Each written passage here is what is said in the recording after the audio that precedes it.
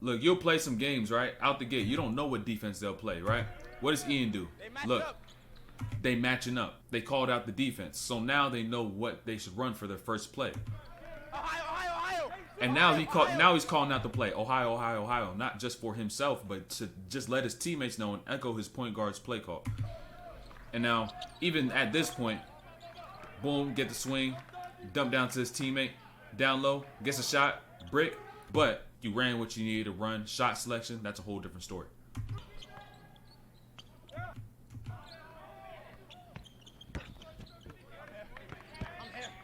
That's great defense. Look, skip pass, right?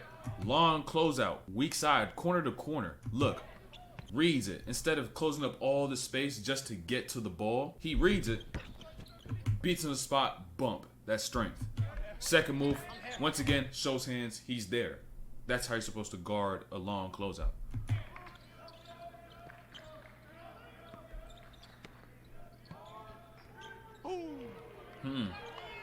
Five-star player, but he has the catch and shoot game. You need it. It's cool to have the handles, cool to have the shiftiness, it's cool to get the crossovers and dunks and whatnot, but it doesn't change the fact that this is about 20 to 25% of basketball at all levels. Playing off the spot up. If you could at least do that, forget all the talent that you have and all that other stuff. You're already putting yourself in a good position to get on the floor. There are quite a few of these possessions. Like, if you're looking at this defender for face value, you may be like, man, I'm going to cook him every single time, right? So what does it make you want to do? Try to work, try to get busy, try to find an angle, but in doing so, you're just doing too much. On a possession like this, right? Do you want to just bring the ball up and just stare him down and go and attack him? Or say, do you want to get some sort of movement, some sort of action so then I can maintain this matchup? But after going through this ball screen, this off-ball screen, this handoff, now you have to think about guarding me in isolation instead of just walking down the court, seeing you approach me, and this is the only thing I have to think about. Makes it a whole different story. Makes it so much tougher to guard. Not only that, the help defenders as well. They don't allow themselves to just sit and watch and be able to just pick up on all the shit that you're doing. It's a mean-ass bump, though.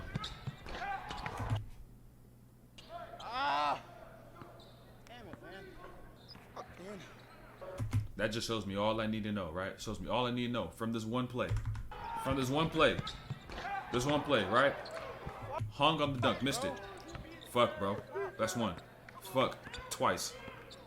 Hold on. 3. Damn it, man. 4. 5. 6.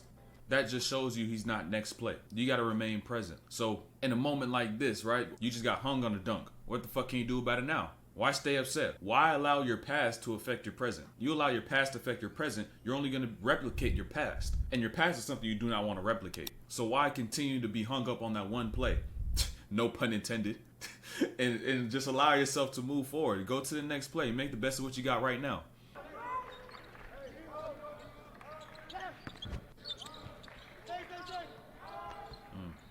Hey, realize all the shit that has not been working for him this game. Trying to isolate, trying to create off the dribble. Getting an open dunk on the fast break. But what has been working is his spot-up shot. 2 shots he knocked down off the spot-up. Just playing in the rhythm of the game, not trying to do too much, not trying to force something. Boom, knock it down, do your thing. That's why it's so important to have something so basic like a shot off the spot-up in your arsenal, in your bag. So you can be able to utilize at times where you may be in a little funk. So it can maybe get you that rhythm right back. Despite all the other shit that's going on. Hey! That's what you can't do, though. It's literally just gotta be next play at this point. Hit. Mind immediately goes to what's next. Gotta find my man. Gotta find my man. Let's count numbers. Let's point out. Let's do this. So you can do something right here, right? Instead of Xing and crossing the court, covering the most distance you possibly can, is that instead of doing that shit, you just stay on the right side or left side. No, hey. Go back. Yo. Hold on, realize the call out too. You don't see a lot of regular players do shit like this, right? No, hey. Gets communication on the ball screen, drops back, gets underneath, right? Go back. Go back. Tells his teammate to go back and lets him know that he got it. And what does this lead to? The turnover. That's some different shit right there.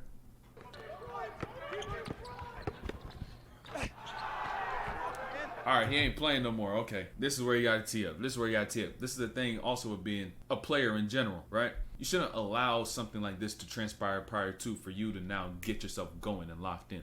It shouldn't take you get hung on the rim on a dunk attack, bad isolation, turnovers, all this stuff for you to get locked in. That means at this point, especially being as talented as he is, you're now kind of playing down to the level of your competition. Or you're just overlooking them. You're just kind of too relaxed. But you should go into every game thinking, how bad can I beat this team? I don't care what level they are. Look, that weak ass shit. 1, 2, 3. Leadership shit right there, man. Little things and being a leader. Can't allow shit like that to rock, because that's just bad energy. Yo, you have to call that shit out, bro. God damn, he getting hit with some brick walls. Wow. Listen to the mic. Listen to the mic. You know he getting hit. Oh my, look at it. Look at the whiplash. Bop. You gotta call these out, bro. Being a guard, that's probably one of the biggest pet peeves. Like, yo, call out the fucking screen. He scored 71. 71 is crazy. At any level, 71 is tough. Finally, just finished it. But that's what you gotta do. Hold on. Fuck the dunk. Fuck the dunk. Hold on. Got the steal. Got the catch. Boom. Celebrates, but watch what you about to do right here. Sprint back as hard as you can. Because you got to realize, next play, the game don't stop for nobody. It don't stop for nobody. It don't stop for nobody. You got to get matched up. And now, boom. He got back. Everybody got back despite the great dunk. And they got to stop. Hey, Tommy. Hey, Julia. I'm going to knock his head off. He caught that shit out too. 21 Wick and hooping. Hey, Tommy. This is Loki's secret shooting trick. Listen. Hey, Julia. I'm gonna knock his head off. I'm gonna knock his head off. He's manifesting the make. Instead of him thinking about, oh, am I gonna make or miss? Am I gonna make or miss? How it's gonna happen? Instead of being nervous, he told him I'm gonna knock his head off and manifested the make. And guess what happened? Knocked his head off and fell to the floor. Fuck, man. Is he mad at the world? He always be saying that shit. Simple. 10-4. 4.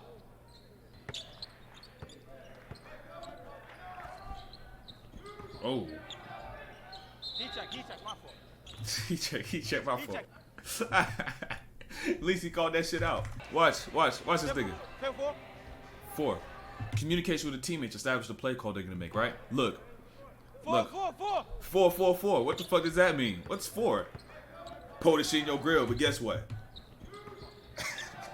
That nigga ain't that no fault. He checked my fault. He checked my fault. At least he took accountability, bro. He said that shit more like 4-point play, bitch. Fuck you talking about?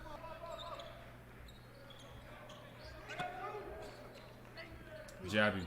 If you had a jab, he would have been fried. Look at this. I already know he's so antsy. Cause look at this little step.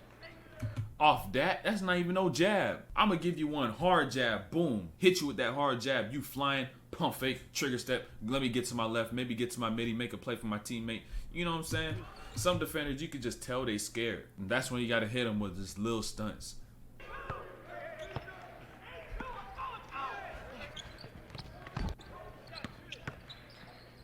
Hop step.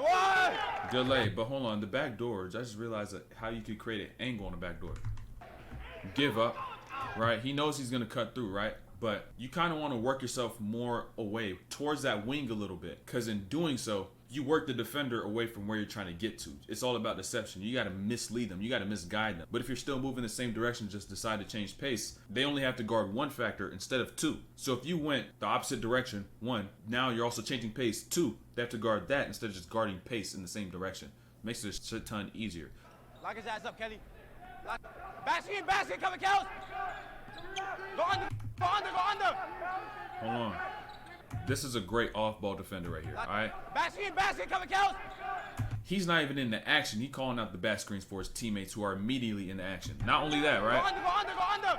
Calling out the ball screens, telling him to go under, because he not only knows how you must guard the player that he's just defending, he knows how everyone must guard their own man. So he knows the personnel for everybody on the other team. And so you know how much better this is, right?